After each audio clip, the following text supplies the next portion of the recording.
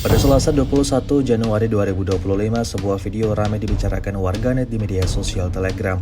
Pasalnya, dalam video tersebut menunjukkan momen menegangkan saat pasukan terjun payung Rusia meluluhlantahkan posisi tembak angkatan bersenjata Ukraina di arah Kherson. Tidak tanggung-tanggung pasukan Rusia bergerak maju dan mulai menembaki satu persatu kubu lawannya. Tak hanya itu, lemparan serangan mematikan turut dilayangkan pasukan Moskow. Akibatnya seperti yang terlihat dalam rekaman, posisi pasukan Kiev alami kehancuran total.